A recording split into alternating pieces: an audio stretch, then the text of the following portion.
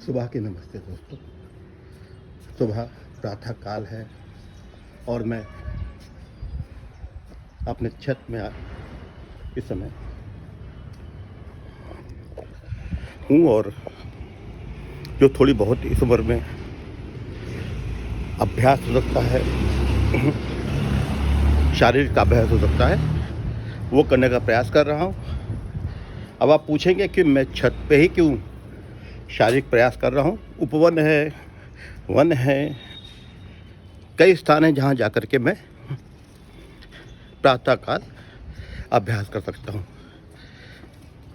लेकिन आप आजकल न्यूज़ पे देख रहे होंगे, सोशल मीडिया पे देख रहे होंगे, अखबार में पढ़ रहे होंगे, एक आतंक फैला हुआ है कुत्तों का। कुत्ते चाहे वो पालतू हों और जिनके मालिक उन्हें लापरवाही से घुमा रहे हों, चाहे वो कुत्ते ऐसे हों जिन्हें हम स्ट्रीट डॉग्स कहते हैं, जिनका कोई रेन बसेरा नहीं होता और वो लोग अपना निवास सड़क पर करते हैं, गंदगी खा के या आपका निस्तारित किया हुआ भोजन लेकर के अपनी ज़िंदगी काटते हैं। अब ज्वलंत मुद्दा ये है कि अगर कुत्ता कोई किसी को काट रहा है तो क्या अपराध कर रहा है। पहली बात तो यह है कि अपराध कुत्ता नहीं कर रहा, अपराध वो व्यक्ति कर रहे हैं जो कानून का पालन नहीं कर रहे, जो उन कुत्तों को इस तरह विचरण करने देते हैं जो आराम से हम लोगों को, हमारे जानवरों को आपस में एक दूसरे को काटें और बीमारी फैलाएं। पूर्व में बहुत लोग कुत्ते नहीं पाला करते थे, बहुत कम घरों में कुत्ते पाले जाते थे, अति विशेष लोग पालते थे। लेकिन अब लगभग अधिकांश घर, गरीब से गरीब, झोंपड़ी से झोंपड़ी वाला, अमीर से अमीर, रईस से रईस कुत्ते पालने का शौक रखने रखे हैं। बिना कानून जाने कुत्ता पालने का। और उसी तरह क्योंकि नगर पालिकाएँ जो हमारी हैं, नगर पंचायत वगैरह जो हैं, वो अपने बनाए कानून पढ़ते नहीं हैं। लागू करना तो बहुत दूर की बात है। आप किसी नगर पंचायत के, नगर पालिका के, महानगर पालिका के किसी कर्मचारी अध्यक्ष से पूछ लीजिए कि इस विषय में क्या कानूनी कार्रवाई की जा सकती है, तो निश्चित तौर में कह रहा हूँ वही नहीं, कई कानूनविद नहीं बता पाएंगे कि इस पर क्या कार्रवाई हो सकती है। तो आज मैं इस समय प्रयास कर रहा हूँ आपको बताने का। सबसे पहले तो अनिवार्यता है नगर पालिका की, जो सो कॉल्ड स्ट्रीट डॉग्स होते हैं, वो सड़क से हटाने की, उन्हें कांजी हाउस पहुंचाने की, आम पब्लिक सुरक्षा करने का जिम्मेदारी है नगर पालिका की, जो वो बिल्कुल भी नहीं निभा रहे। जब कुत्ते काटते हैं चर्चा होती है, फिर उसके बाद भूल जाते हैं कानून क्या है देश का। नगर पालिका की जिम्मेदारी है कि किसी भी सड़क पे, किसी भी गली में, मोहल्ले में, कहीं पे भी कोई स्ट्रीट डॉग ऐसा ना मिले जिससे किसी जन को स्वास्थ्य की हानि हो, जिस्मानी चोट लगे। हर इनको व्यापक कांजी हाउस बनाने पड़ेंगे, जहाँ ये ले जा कर के उन कुत्तों को बंद करें, उनको भोजन दें, उनकी उचित व्यवस्था करें, उनकी रहने सहने की व्यवस्था करें, ताकि आम आदमी सुरक्षित रह सके। और साथ में जो स्ट्रीट डॉग्स हैं उनके लिए नियम, नगर पालिका जो है उनको एंटी रेबिस का इंजेक्शन लगाए, और जो इंजेक्शन्स होते हैं, वैक्सीनेशन होती है, वो सारी कराएं। लेकिन क्या कर रही है नगर पालिका, नगर पंचायतें, महानगर पालिका या सरकार ऐसा कोई प्रबंध कर रही है? नहीं कर रही। और इसकी वजह से हमें और आपको अपनी जान का खतरा हमेशा बना रहता है। बच्चों को काटते हैं, हाइड्रोफोबिया होने का खतरा होता है, जिसे आमतौर पर रेबीज भी कहते हैं, जिससे आदमी पागल होकर मर जाता है। बच्चे लापरवाह होते हैं, जाते हैं सड़क पे, अचानक कुत्तों का झुंड आता है, उन पर हमला कर देता है। एक वजह ये होती है कुत्तों की हमला करने की कि हमारे जिस्म में हार्मोन्स निकलते हैं, ये हर एक को पता है। उसमें एक हार्मोन होता है भय का भी, भय का होता है, उत्तेजना का होता है, सब चीज़ का होता है। तो जब वो सूंघ लेते हैं कि कौन व्यक्ति उससे डर रहा है, कौन कुत्ते को देख के धीरे चाल चल रहा है, वो सोचते हैं कि ये आदमी कुछ गलत है जो बच के चल रहा है, और इससे उस पर हमला करते हैं, उसे काटते हैं। आम आदमी, आम बच्चे, आम महिलाएं स्वाभाविक है कुत्ते को देख कर डरेंगी, लेकिन उस डर से उन पर हमला होता है। अगर वो डरे ना, वो हार्मोन सिक्रेट ना हो, तो कुत्ते उन्हें नहीं काटे जब तक कुत्ते पागल ना हो। अब जो घर के पालतू कुत्ते हैं उनका कानून ये है कि आप अपने कुत्ते की वैक्सीनेशन कराएंगे, उसे आप बाहर गंदगी फैलाने के लिए नहीं छोड़ेंगे। अगर आप उसे आप बच्चे भी खबरे होते हैं, मलमूत्र का त्याग बच्चे करते हैं, हम लोग उसको उठा करके कूड़े में फेंक देते हैं, निस्तारित कर देते हैं। अगर हम कोई जानवर, कुत्ता या बिल्ली या कोई और मछली पालते हैं, कुछ और चीज़ पालते हैं, तो वो हमारे बच्चों की तरह होता है।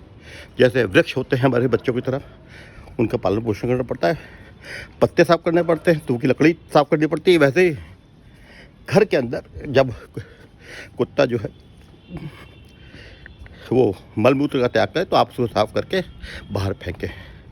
बाहर ले जा करके अगर आप घुमाते हैं तो ध्यान रखिएगा, आप साथ में नैपकिन्स ले जाए, पेपर नैपकिन्स, जहाँ वो पॉटी करे उसको आप साफ करें और किसी ऐसी जगह जहाँ कूड़ादान वहाँ फेंकें। अगर आप ऐसा नहीं करते तो आप अपराध करते हैं, जिसमें आपको 100 रुपये का जुर्माना और सज़ा भी है। उसके साथ साथ वैक्सीनेशन के साथ साथ आपको हर पालतू कुत्ते के लिए लाइसेंस लेना नगर पालिका कानून में आवश्यक है, और आप उस लाइसेंस को पट्टे के साथ कुत्ते के गले में बांधेंगे। और अगर खतरनाक श्रेणी का कुत्ता है, कई होते हैं खतरनाक श्रेणी कुत्ते, या छोटे पप्स भी होते हैं, वो भी काट लेते हैं, कबर हमलावर हो जाते हैं कई बार। आप उन्हें जब बाहर ले जाएं तो चेन से बांध के ले जाएं, और साथ में प्रयास करें, जो बुलडॉग हैं, टेरियर्स हैं, तरह तरह के पिटबुल वगैरह, आजकल बहुत प्रजाति आ गई, खतरनाक प्रजाति आ गई हैं, जर्मन शेपर्ड वगैरह हैं, इनके मुंह को आप बांध के चलें। हालांकि पशु क्रूरता होगी, लेकिन पशु क्रूरता से ज़्यादा भयानक है मानव अंगों की क्षति। और कानून में ये है कि अगर किसी बड़े नुकसान को रोकने के लिए छोटा अपराध की नुकसान किया जा सकता है, तो उसको आप मुंह बांध के जाइए, ताकि वो किसी हमलावर ना हो। उसे आप ऐसे ट्रेन कीजिए कि अब आपकी आवाज़ से चले, आपकी आवाज़ से रुके वो, उसका चेन इतने मजबूत हो कि वो तोड़ करके किसी को काट ना सके। चेन इतनी छोटी रखिए कि जो आपसे कुत्ता 1.5-2 कदम 2-3 फीट से ज़्यादा दूर ना हो। और अगर आप ऐसा नहीं करते और आपका कुत्ता किसी को काट लेता है, तो उसके लिए दंड का प्राविधान है, जो मैं दावे से कह रहा हूँ कि कानूनविदों को नहीं पता। बड़े बड़े कानूनविद हैं देश में, अखबारों में छपते हैं, टीवी पे आते हैं, डिबेट्स पे आते हैं। मैं चुनौती दे रहा हूँ कि आए और मेरी बात को गलत साबित करें।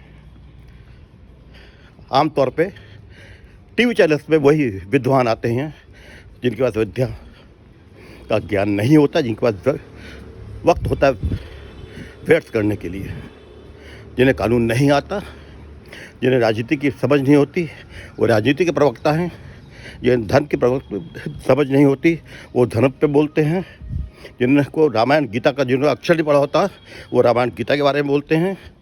तभी रावण के बाद भरत को भेज देते हैं ये लोग, और तभी ये मूर्ख लोग वाल्मीकि जी को, जो ब्रह्मा के पुत्र थे, जो ब्राह्मण थे, वेद व्यास जी जो धृतराष्ट्र के पिता थे, जो पांडु के पिता थे, जो विदुर के पिता थे, उन्हें मछुआरा कहते हैं।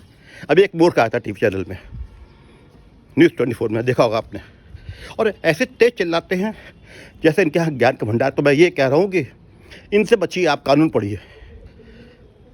सबसे बड़ी बात यह है कि आप जब कुत्ते को छोड़ देते हैं घर के बाहर बगैर चेन के, बगैर पट्टे के, तो आपको इस बात का ज्ञान होता है, नॉलेज होती है कि वो किसी भी व्यक्ति पे हमला करके उसको शारीरिक क्षति पहुंचा सकता है।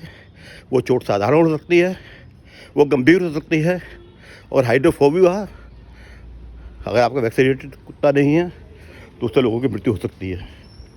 288 भी है IPC में, बहुत छोटी सी उसमें दफ़ा है। कुछ जानवर अगर किसी को नुकसान पहुंचा दे तो सज़ा है उतने 6 महीने के 1000 फाइन है। मैं मानता हूँ, लेकिन मैं इस तरह के बहुत कुछ जानता हूँ, समझाने की कोशिश करूँगा आपको। निश्चित तौर पे अगर किसी व्यक्ति के खुले कुत्ते से जो सड़क पे लेकर घूम रहा है, या बगैर अपने कुत्ते को छोड़ दिया है, तो उसने जो अपराध किया है वो ये है कि उसको इस बात का ज्ञान था कि तेरे इस कृत्य से आदमियों को शारीरिक क्षति हो सकती है। 336 भारतीय दंड संहिता, 337 भारतीय दंड संहिता और 338 भारतीय दंड संहिता, ये दफ़ाएं लगनी चाहिए अगर कोई कुत्ता, पालतू कुत्ता किसी व्यक्ति को काट लेता है। अगर साधारण चोट आई है तो 6 महीने, 3 महीने की, गंभीर आई है और गंभीरतम आई तो 2 साल या 3 साल तक की सज़ा है। मैं 336, 37, 38 में जैसे दुर्घटना हो जाए तो।